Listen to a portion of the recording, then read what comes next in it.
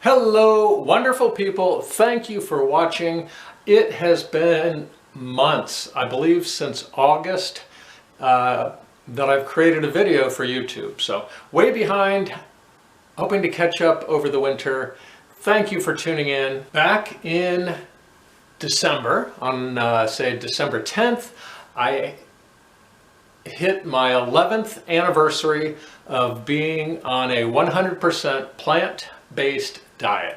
So now into 12 years, a 12th year consuming exclusively from the plant kingdom, feeling fantastic. That means I'm into year 13 of minimalist running and barefoot running. So only wish I would have done both of those things sooner. I wish I could say I was into a 52nd year as a person thriving on an all plant-based diet. Also, looking at the big picture, I have a huge birthday coming up, August 25th. I will be 60 years old. I used to think that was pretty old. Now I don't. In September, I was busy overtraining for the October 2nd Hennepin 100. It was fun to see the December issue of Ultra Running magazine. They did a race report on the Hennepin 100, and guess whose finisher's buckle and feet ended up being featured. I came in 78th place of 138 official finishers. A little bit of a disappointment at 26 hours and about 20 minutes, as I had hoped to come in under 24 hours. But nonetheless, any 100-mile finish is a fantastic run, and super glad to report that I ran the entire 100-mile point-to-point race in these Zero Z-Trail sports sandals. It was pretty flawless, no blisters, no problems, just a great run. It was hot and humid, so being in sandals with no socks was an advantage. Corey Reese was out there. He described running on that particular course as like running on a cheese grater, and that was, I had to laugh when I heard that because it was so accurate. After overtraining for the Hennepin 100 and getting that slower than hoped for finish, I jumped right into overtraining for what I thought would be a first Boston qualifier at the Indianapolis Monumental Marathon. I was mostly training in the Zero Speed Force, and it was going very well. I just did way too many back-to-back fast runs. One of those was my fastest ever half marathon on a cold, dreary, gray morning on an asphalt bike path. All those back-to-back faster flat runs just caused my legs to be in knots. I had to completely abandon the idea of a Boston qualifier and was lucky just to finish that race. There's the finisher's hat for the Monumental Marathon. Goal was 3 hours and 45 minutes, but it took, I believe, 4 hours and 27 minutes. In September, when I was training for Hennepin 100, there was a period there of, I believe, 11 days where I ran 3 50K training runs within, I believe it was 10 and a half or 11 and a half days. So apparently I didn't learn much from overtraining for that, because then I really went overboard training for the marathon, and tested the idea of pushing productive discomfort into the growth range. I do feel like I made some fitness gains. The cost was almost too high. The cost was definitely too high in terms of actually being able to have a chance at qualifying to run Boston. But more importantly, from a personal health standpoint, I came really close to actually having a setback type injury. So fortunately, after the slower marathon at Monumental, I came back and really worked on trying to relax the legs, found some nasty knots in my calves. Somewhere online, one of the barefoot minimalist groups, somebody had posted that foot pain generally was correlated to knots, lumps, and pain in the calf muscles. And what I'm finding is that seems to be very true. And so hopefully I'll be able to use that going forward. My next 100-mile races are Potawatomi 100 April 9th and 10th, and Burning River July 30th, which of course is a 2-day event. So I'm still considering trying to work another Boston qualifier in sometime this year, maybe just a little bit fitter and wiser. After the sort of failure at Monumental Marathon in early November, it took a little while to get my legs back and feel confident that I could keep running fairly hard without actually getting injured. So knowing that I had an anniversary coming up, 11 years plant-based, I decided to run back-to-back early December 50Ks. The first of those was the Broken Toe 50K at Caesars Creek, a pretty tough trail race that was probably at least 2,500 feet of climbing, mostly semi-technical trails with some water crossing. Broken Toe was cold. First Saturday in December, it was cold, so I ran the first half, about 16 miles, in the Zero Mesa trail shoe, which was perfect, with some thin socks in there, and it warmed up a bit for the back half of that 50K. Still cold, but I was able to run in Zero Z-Trails with no socks for the back half. Toes did get a little bit cold.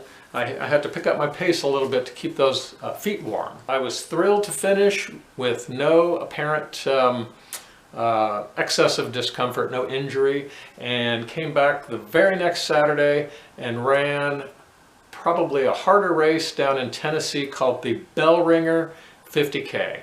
And at that race, it was a little bit opposite in that we had warmer temperatures to start. So at Bell Ringer, I started with the Z-Trail sandals and no socks, and as it got a little colder with lots of cold water crossings, my feet were getting chilly and the temperature was dropping through the day. So I then switched into the Zero Aqua Sport water shoe, which happens to have a fantastic trail type tread on it. This is actually a great trail running shoe, and water drains out of it really nicely. In the Aqua Sport, I did run basically the back half of that race, at least the last 12, 13, 14 miles, in this shoe with no sock. And in both those 50Ks, finished a little bit faster than expected. In spite of COVID and the pandemic, 2021, fortunately for me, was a pretty incredible year again. I didn't have time to make videos last few months. One of the reasons was Harvey Lewis and Big Dog's Backyard Ultra down in Tennessee, which was the World Championship race of what they call the last person standing format. And kind of a long story short is, last minute I had an opportunity to travel down there with the fellow who ran the race, Harvey Lewis, fellow strict vegan athlete, incredible human being, and I ended up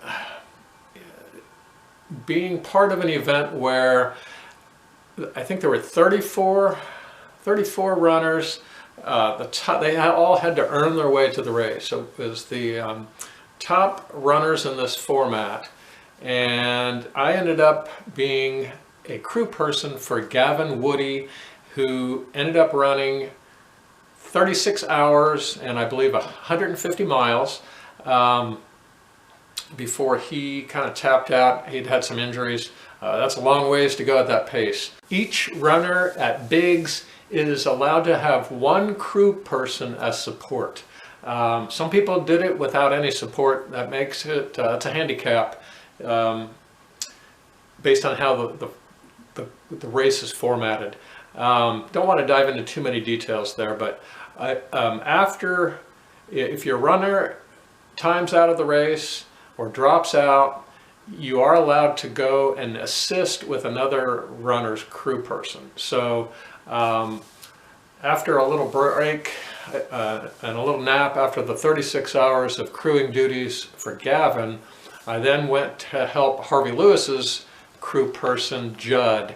And that little gig ended up going 85 hours, where after 85 hours and just over 354 miles with a broken hand and bloody knees, bloody hands, bloody face, Harvey Lewis set a world record in that format and became the world champion at that race.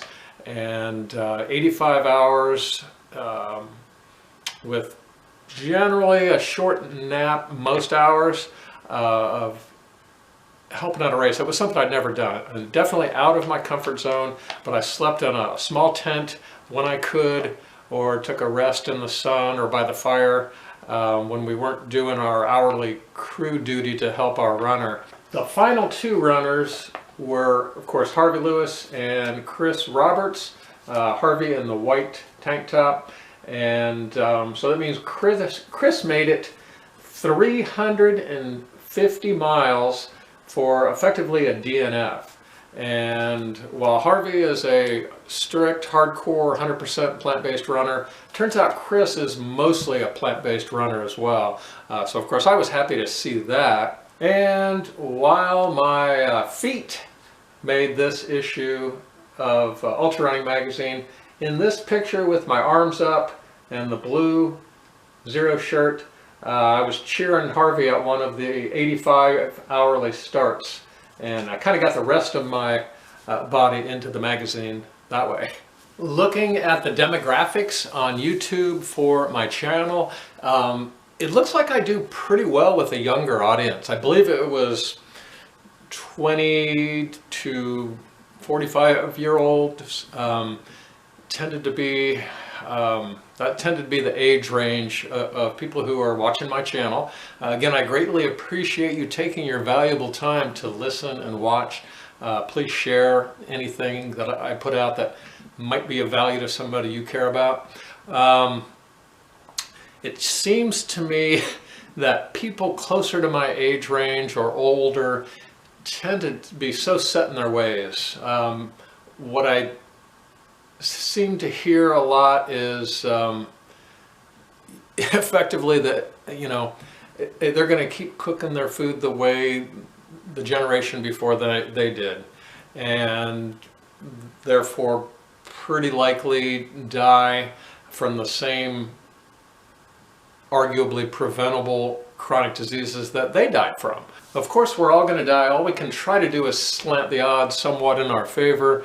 My hope would be to add at least 10 years of lifespan, and also a lot more than that in terms of quality years. Of course, with a 60th birthday coming up, I'm thinking more about that issue of longevity. How long can I keep running 100-mile races? One of the things that comes to mind from Born to Run was that a 62-year-old is roughly equivalent to an 18-year-old in the sport of marathoning. And it might apply even more to ultramarathoning, especially at the 100-mile distance. I'd really love to follow people who are older than me, into their 60s and 70s, who are still running 100-milers, oftentimes faster than myself. So I hope to be here at 70 and beyond, sharing this information, whatever's working, with you. Back in April of 2014 was my first 100-mile race. I now have 22 official 100-mile race finishes. Sure hoping to go for a lot more. It would have been more like 2010 or 11 when I really committed to adopting the better ideas from the book Born to Run, basically ideas from the Raramuri, the Tarahumara. That kind of began what I like to think of as my experiments in truth. And it's led to so many incredible adventures and experiences and various people I've met over the years. Sure hope to just keep riding that wave. Over the years, people see me running 100-mile races, sometimes really tough mountainous courses, in sandals with no socks. They think it's insane or badass. It's actually neither. To me, it's really a path of least resistance.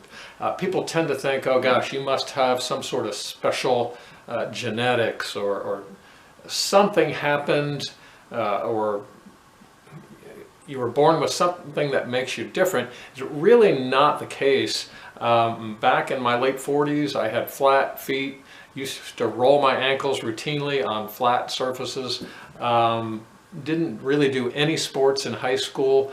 So all this stuff, virtually anybody can pick it up and learn it and do it with enough focus. People also tend to think, gosh, you must have incredibly thick skin on your feet, or something special about the soles of your feet. I'll strip my feet down and show you that they're no different. Now, fortunately, after decades of wearing a lot of shoes that were probably not very good for my feet, I didn't develop any bunions. I'd say my toes are a little misshapen. I don't think I can ever quite fix that. But I can say that I've gotten my arches back, especially on the left foot, a little bit less so on the right. There's some asymmetry going on. And in terms of the skin on the bottom of my feet, it is soft and supple, very little in the way of calluses or anything. I almost never cut them or anything. There's a little bit of extra callus on my toes. I think there's a little bit more of that on my right feet, where the toes tend to push down a little bit more. And I sometimes get a little callusing here and lose a little skin, a little bit more so than on the other foot. But basically, I would say the skin on the bottom of my feet is just as soft and normal as most people's feet. So thank you so much for watching. I will try to keep content coming a little bit more consistently and with some shorter videos.